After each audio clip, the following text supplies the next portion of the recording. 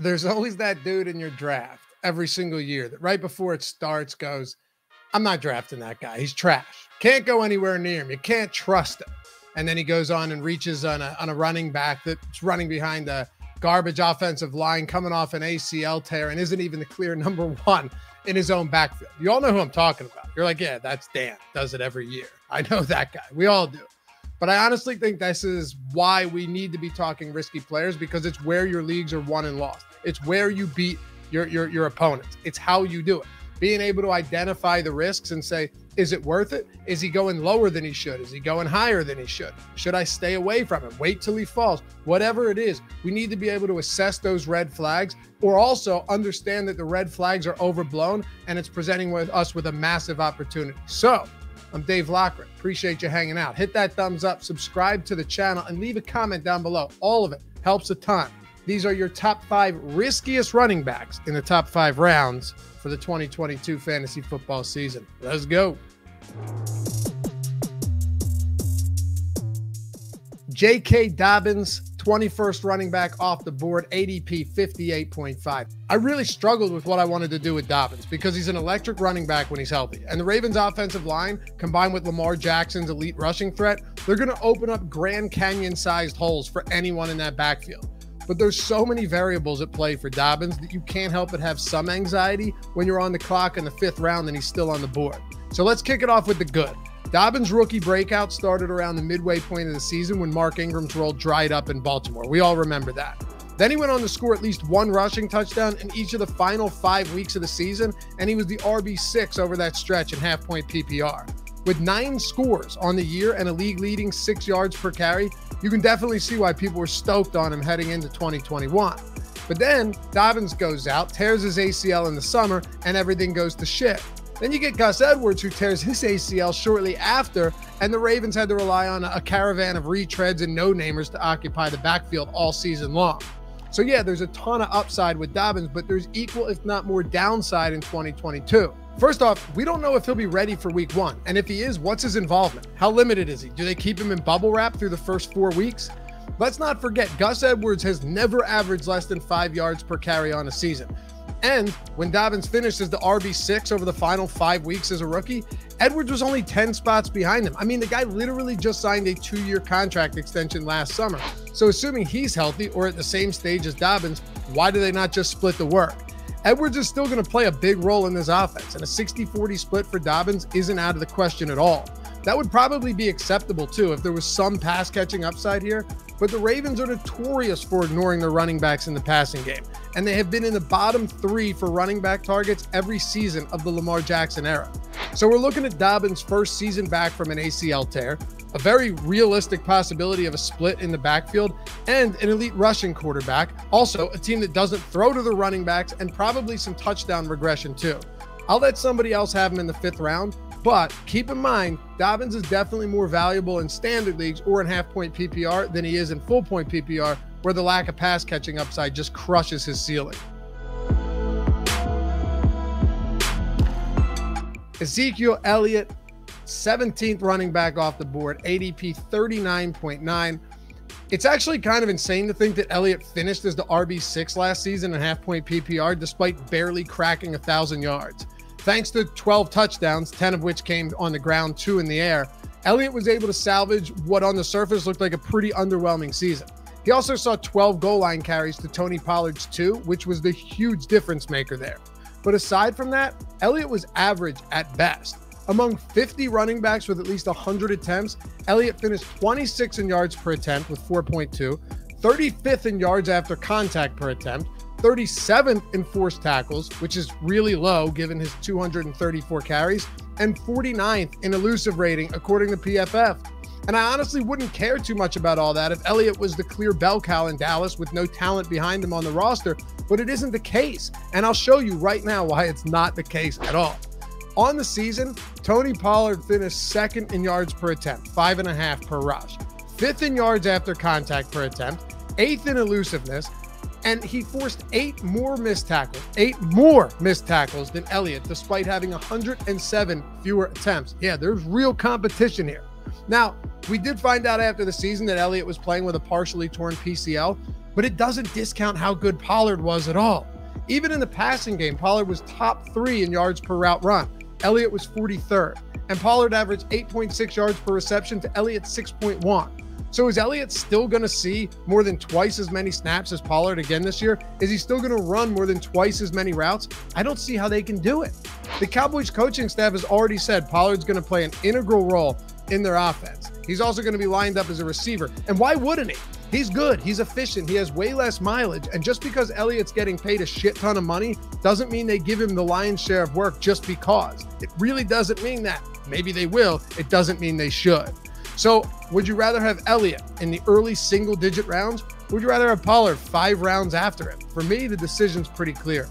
I know a lot of you guys are here for fantasy football, but if you haven't checked out BetMGM yet, well, you're missing out on a free $200, and everyone likes free money. Shit, if I came up to you on the street and said, take $200, all you have to do is take 10 of your own and put it into a site and bet, you would absolutely do it. The best part is all you have to do is use the link in the pinned comment down below for BetMGM. Take $10, deposit that, put it on any team to win. Right now it's baseball. Soon it'll be football. Right now it's baseball, but you want to build that bankroll up anyway. You don't need to win the bet at all. You're getting $200 regardless. Take 10 bucks. Use the link in the pinned comments. Sign up, put that 10 on any team to win tonight or today, whenever you're watching. And when that game settles, that 10 turns into $200. It's like putting a tooth under the pillow, waking up in the morning and you've got money, except in this case, your 10 turns into $200. You don't have to like sports betting. You don't have to like baseball or even need to watch it, but you're going to get $200 for free. And with these sports books trying to get everyone's business, being that the market is booming, take advantage of every promotional opportunity you get. This one right here, BetMGM, 10 bucks into $200. Just use the link in the pinned comments and you're rolling in it going into the NFL season. Aaron Jones, 9th running back off the board, ADP 17. I've already talked a lot about Aaron Jones, but there's simply no way I can leave him off this list, especially given that I think he's one of the riskiest early round running backs when you compare his ADP to that of teammate A.J. Dillon. Jones is maintaining a mid-second round ADP, but it's only because of his expected increase in receiving work now that Devontae Adams is gone.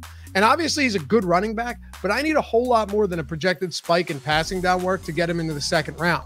Because A.J. Dillon caught 34 of 37 passes last year, despite the claim that he's not capable as a receiver out of the backfield. He ran 12 routes per game to Jones' 21. So we all know that he'll also be involved in the passing game. That's point number one. Point number two, and this one is huge. Dillon was the clear goal line back over the second half of the season, and it wasn't close.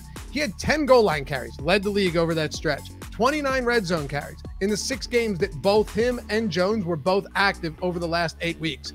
And over those weeks, Jones had 1 and 5 respectively.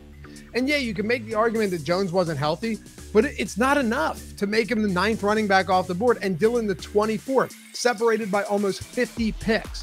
The fact is, one of these backs is a better pass catcher. We know that Jones is, but the other's still going to be involved, Dillon, in the passing game. And I'd argue he's going to be involved plenty. I also wouldn't be surprised to see a clear 50-50 split on carries, and Dillon out-carried Jones 86-55 over the second half of the season. Not to mention, and this part is where I'm really concerned about Aaron Jones and why I think he's one of the riskiest backs out there. I think Dillon, based on what we saw over the second half of the year, is going to get more to considerably more work in the red zone and at the goal line. Touchdowns are king in fantasy football. Yeah, Jones can get it done from far out. He'll get some passing work around the goal line. We saw that as well. We know he's competent there. But if you're not getting the goal line carries, or at least the same amount as you were in the past, and Dillon's getting a lot of them, should you really be going 50 picks ahead of him? So with that in mind, I'll take what I think is the value on Dillon in the middle of the 6th over Jones in the middle of the 2nd. They aren't going to use Dillon, a 2nd round pick, less than they did last year. And if they did, it wouldn't make any sense. Breece Hall, 18th running back off the board, ADP 42. Spending a lot of draft capital on rookie running backs who are on bad, or actually, let's give the Jets the benefit of the doubt here, are on unproven offenses is always a risky venture. And I think we often overvalue rookie running backs who are joining teams that already have an incumbent running back who's actually pretty good. See Buffalo.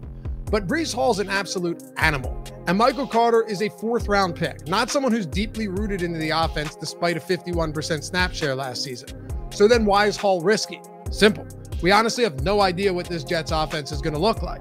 But as we do know, an offense usually go as the offensive line goes. And this line has a chance of being really, really good. Mekhi Becton is dealing with weight issues and he's coming off a serious knee injury, and that's definitely a story to watch. But Elijah Vera-Tucker had a strong rookie season, middle first-round pick last year, and now he's moving the right guard now that the Jets brought on Pro Bowler Laken Tomlinson. And George Fant had a career year, and he's either going to be at left or right tackle depending on who wins the battle at left tackle between him and Becton. So you have all of that. You also have Zach Wilson. He's a big question mark after a pretty forgettable rookie season, not all of which was his fault, and is usually the case with quarterbacks who are drafted very early and thrown right into the fire on a bad team, but he's not going to be worse than last year. The Jets have also been so bad that they've amassed an arsenal of young, potentially elite offensive talent on the offensive line, at wide receiver with Elijah Moore last year, and now first-round pick Garrett Wilson, and now in the backfield with Bryce Hall. So the risk here is that the entire offense is entirely unproven. Who the hell knows what's going to happen? We can still project them to be good, but we don't know. But honestly, and this is the kicker, Hall is so talented that if the Jets are even mediocre, and I do think they will be, I think he's going to dominate. This guy can literally do everything. He's a 3-down back. He has exceptional vision. He can cut on a dime. He can pass block. He can catch the ball out of the backfield. He has a 98th percentile speed score, 94th percentile burst score, etc., etc., etc. He's so good that the threat of Michael Carter stealing enough work to hurt him, at least like after the first few weeks of the season, almost seems laughable. Maybe I'm too optimistic. Let me know in the comments. Tell me I'm dumb. I'm fine. It's fine. I read them all. But I know this much. The Jets only need to be decent for Hall to pay off his 4th-round price tag, and that's why I'm buying in.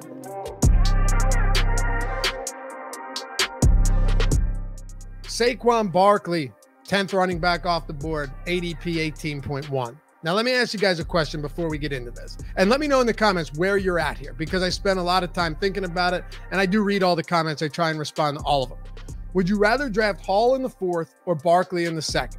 And I'm assuming off the top of your head, you're like, it's definitely Barkley. I get that.